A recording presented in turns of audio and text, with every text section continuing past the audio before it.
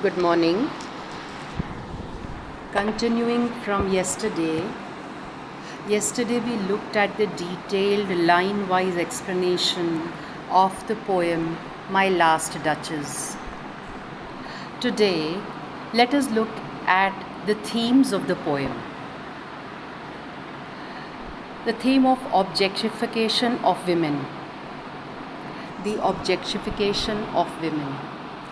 My Last Duchess is a dramatic monologue in which the Duke of Ferrara tells the messenger of his potential wife's family about his previous wife, the last Duchess of the poem's title. Using a painting of that former Duchess as a conversation piece, he describes what he saw as her unfaithfulness, frivolity, and stubbornness, and implies that he prefers her as a painting rather than as a living woman. Throughout the poem, the Duke reveals his belief that women are objects to be controlled, possessed, and discarded. In many ways, this reflects the thinking of Browning's own era, when Victorian social norms denied women the right to be fully independent human beings. Through this portrayal of the Duke, Browning critiques such a viewpoint, presenting sexism and objectification as dehumanizing processes that rob women of their full humanity. The Duke's treatment of the painting reflects his treatment of women as objects to be owned. His description of the painting as a piece and a wonder portray it as a work of art rather than a testament to a former love. By repeating the name of the painter, the famous Fra Pandolf, 3 times in the first 16 lines of the poem, he again implies that he values the painting because of its status as an object that shows off his, that is the Duke's, wealth and clout. Clout means influence. The painting is meant to aggrandize the Duke rather than honor the woman it portrays. This is made even clearer by the fact that the Duke has placed this painting in a public area of his palace, so he can proudly display it to guests whom he invites to sit and look at her, much like a museum curator would direct visitors to a famous work of art in a gallery. Such an attitude is reflected yet again when he tells the messenger that the Count's fair daughter's self is his object. He intends to make his new bride another one of his possessions. Women in the Duke's mind are simply ornamental objects for men rather than actual people in their own right. The poem thus implies that the Duke finds his former wife's actions unforgivable because they reflected her status as an independent person rather than an inanimate possession. Her crimes appear to be not sexual or romantic infidelity, meaning unfaithfulness, but rather being happy, to quote, too soon made glad, unquote, appreciative of others. In other words, she considered the Duke's gift of a 900 years old name with anybody's gift. Self-confident, she would not let herself be lessened, and willing to stand up for herself, she plainly set her wits to his. The Duke, however, appears to believe that a husband owns his wife and therefore has the right to dictate her feelings and to be the sole recipient of her happiness, kindness, and respect. any indication that she has thoughts or feelings of her own are unacceptable. Ultimately, the poem heavily implies that the Duke was so vexed, meaning annoyed, by the idea that his former wife had an inner life of her own, that he had the last Duchess killed. Of course, the Duke avoids explicitly, meaning clearly or plainly, confessing the assassination of his wife. And Browning himself allegedly once said in an interview that the Duke may have simply had her sent to a convent. Regardless, the outcome is the same. There is no last Duchess present in the poem to speak for herself and give her side of the story. The poem thus underscores how objectifying women, in other words, treating them as possessions or objects rather than human beings or persons with a personality, women ultimately he ultimately silences them, robbing them of their voices and autonomy. Next, the theme of social status, art, and elitism. Social status, art, and elitism. Though the poem does not outright condemn the Duke, it does suggest that he is a brutish figure whose social status is in no way a reflection of any sort of moral worth.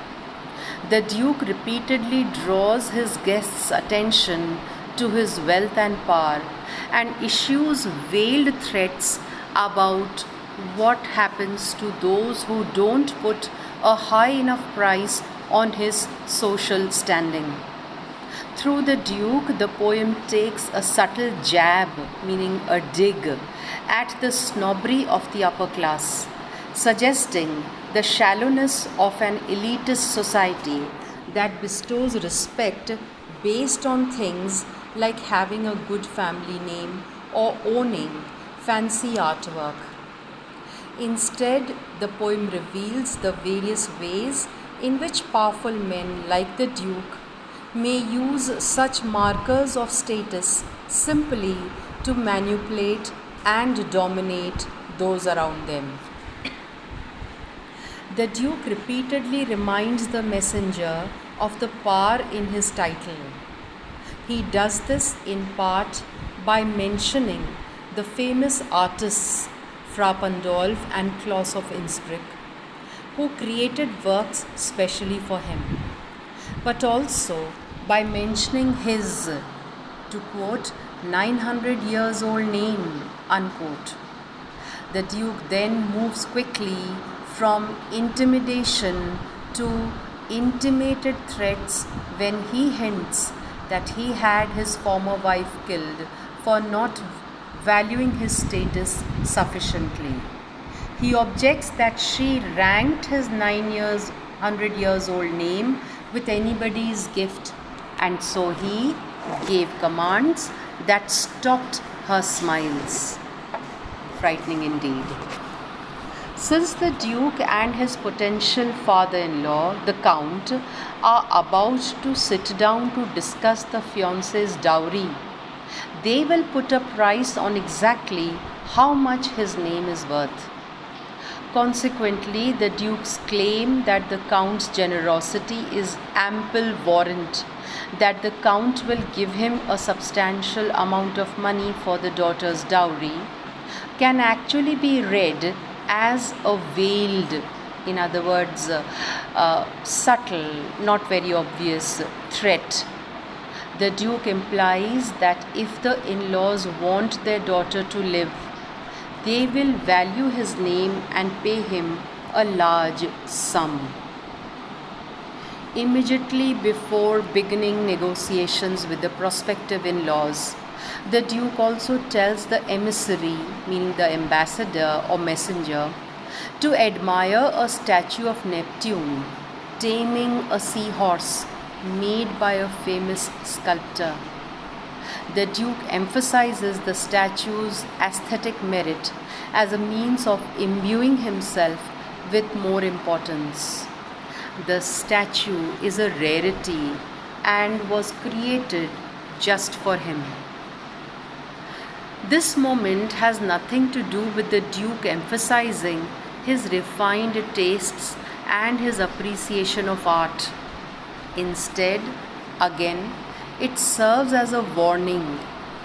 Neptune was the Roman god of the sea, and the statue depicts this god forcefully subduing, controlling, or mastering a creature who challenged him. We have to remember that horses are basically wild animals and they have to be broken, so to speak, in order to make them obey the master. By drawing the emissary's attention to this statue before the negotiation, the Duke implies that he himself is a godlike figure like Neptune, who will tame the emissary and the count just as he did the former duchess. The trappings of upper class status are again mainly a means for the Duke to bully people. The Duke's seemingly refined manner and opulent surroundings are thus no indication that he is any better than those with lesser means, or that he is even a decent person at all. Through this depiction, the poem offers a subtle rebuke of elitism and the upper class. To men like the Duke, beauty is not something to be valued and appreciated. Instead, it is only something to dominate. The next is the theme of control and manipulation. Closely tied to the Duke's repeated emphasis on his social status and his objectification of women is his clear desire for control. By treating women as objects to be possessed, the Duke can more readily dominate them. Similarly, by drawing attention to his title and social clout, the Duke can intimidate others into following his commands. Yet the poem also draws attention to quieter forms of control, as the Duke dictates everything from the flow of conversation with his guest to the choreography of the scene itself. Through these forms of asserting dominance, the poem suggests the power and danger of such inconspicuous manipulation, which is made all the more insidious by its subtlety. The Duke uses his social status, indicated by his ancient name and opulent artwork, to intimidate and threaten his guest. More discreetly, however, Browning also shows the Duke controlling the conversation via its physical setting. The Duke has staged the area with the Duchess's painting. The painting is behind a curtain so he can limit who can view it, thereby reminding his audience that he can give and take away whatever he wants. He has also placed a seat in front of the painting so he can command visitors to sit while he tells the story of his former wife, a power dynamic that literally elevates him above anyone else in the room. The Duke likewise controls the flow of the conversation. He never gives the messenger a chance to speak, and once goes so far as to pretend that the messenger has asked a question. To quote, "Not the first are you to turn and ask thus," even though the messenger himself remains silent. This action gives the messenger of the illusion of being an active participant in the conversation without having any actual agency in it whatsoever. Most intriguingly, there is nothing improvisatory about the Duke's words, even when he trips over them. He comments that strangers who have seen the painting have asked him about the former Duchess' expression, and that the messenger is not the first to inquire. The Duke's insistence that others have asked about the Duchess's expression suggests that he has given this spiel about his wife's supposedly inappropriate behavior to others. It is hard to believe, therefore, that his interjections about his inarticulateness, how shall I say, or somehow I know not how, are genuine hesitations. If he has given this speech before, then presumably he knows what to say and how. He appears to be a master actor. In other words, his actions contradict his stated lack of expertise.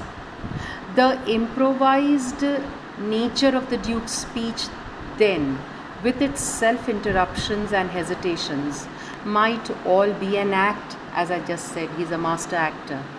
He is so committed to controlling others that he seemingly rehearses even his moments of self deprecation and seeming uncertainty. He says he does not have any skill in speech, meaning he is not a good talker, but this clearly is not the case. By having the Duke deliver the dramatic monologue to the emissary, addressed throughout the poem as you, Browning forces his readers to experience the Duke's manipulation to better understand how abuse of power operates. This form of address can encourage readers to imagine how they themselves would respond in such a situation. Would they notice the manipulation and feel resentful, or would it slip past as they found themselves convinced by the Duke's subtle coercion? Next, let us take a look at the symbols in the poem. The symbol of painting. The painting of the former Duchess is more than just a work of art. At first, it appears to be a symbol of the Duke's status, since he displays it like a work in an art gallery. He has placed a chair in front of it so that people can sit and admire it, and he brags about the fame and skill of the man who painted it, Fra Pandolf. But once the Duke tells his guest more about the former Duchess, it becomes clear that the painting is also a symbol of the objectification of women. Although the Duke despised the Duchess as a wife because she smiled too much at others for his liking, he loves the painting of her.